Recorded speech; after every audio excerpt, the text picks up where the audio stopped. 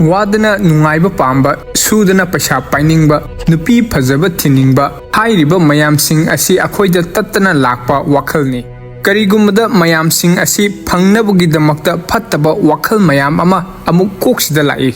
ꯃꯇꯥꯡ ꯆꯥꯅ ꯊꯤꯡꯍꯧꯗꯕ ꯃꯇꯝꯗ ꯐꯠꯇꯕ ꯋꯥꯈꯜꯁꯤꯡ ꯑꯁꯤꯅ ꯍꯦꯟꯖꯤꯜꯂꯛꯇꯨꯅ ꯀꯔꯥꯝ ꯆꯥꯎꯕꯅ ꯊꯨꯝꯍꯠꯈꯤꯗꯨꯅ ꯇꯧꯔꯣꯏꯗꯕ ꯊꯕꯛ ꯀꯌꯥ ꯑꯃꯁꯨ ꯇꯧꯔꯛꯀꯅꯤ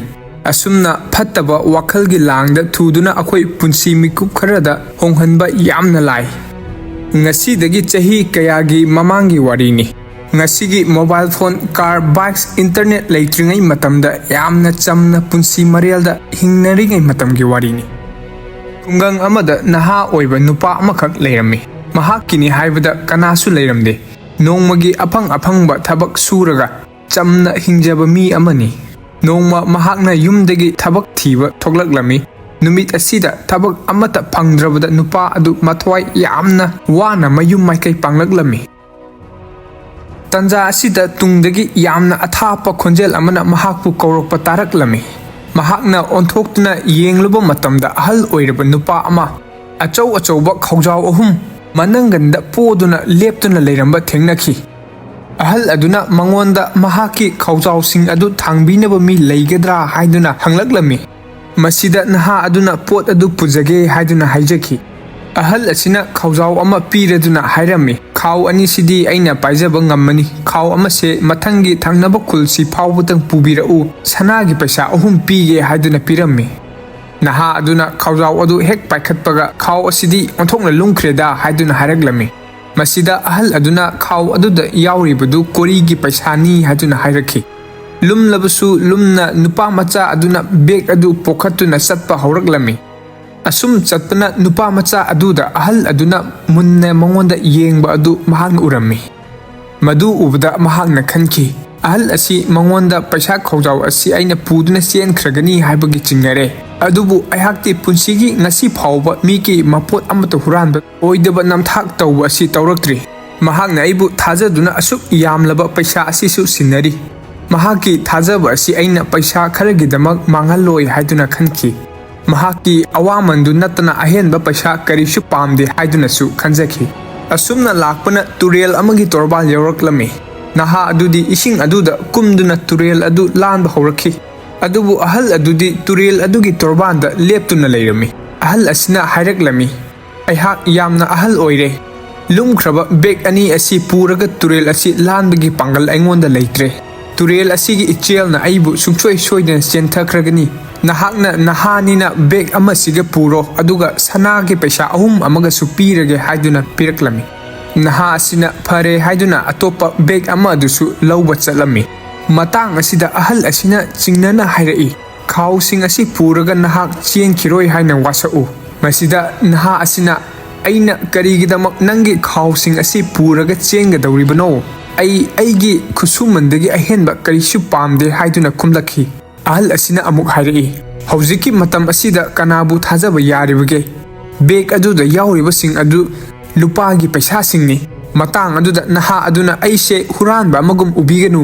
ngasi phawda migi mapot huranba oidaba namthak tawba thabak tawraktri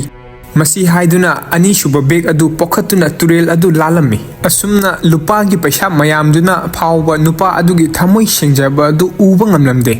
tapna lakpana amuk lambida awangba ching ama muk thengnarami naha aduna tapna ching adu kaba hawraklami adubu ahal adudi amuk chingkhongda leptuna lehawi madu ubada naha aduna amuka hanglai karigi amuk leptuna leiribano panthungpham yaunaba chatsi ahal asina lamsang lakpagi ware sumna phawba chatpa ngamdre khawjaw asi puraga wangkhraba ching asi kabagi pangal aingonda leitre haiduna khumlakhi masida naha aduna phare khaw amadusu aingonda piro ai puraklage haiduna changchillakhi ahal asina yaningdaduna hairakhi masida yauribasidi sanagi paisani masi puduna karigumba nangna chenkhrabadi ahal oiraba aina tanabasu ngamloi matang asida naha asina khol haifet wanglapna aina hana haikhrabaduni aihak pukchel sengdaba huranba ama nate icham chamjaba singmi amani aigidamaktadi pukchel sengba haibasina khwaidagi mamal yamlaba lanni matam amada senjau paiba nupa amagi hingsap subagi thabak tawramibani mahaksu aingonda miyamdagi lana huralaga paisa lauthoknaba kanna taksilakpadagi thabak adu toktholaga ngasi singmi oiribasini madu haira phawbada ahal adugi chingnaba adudi koktri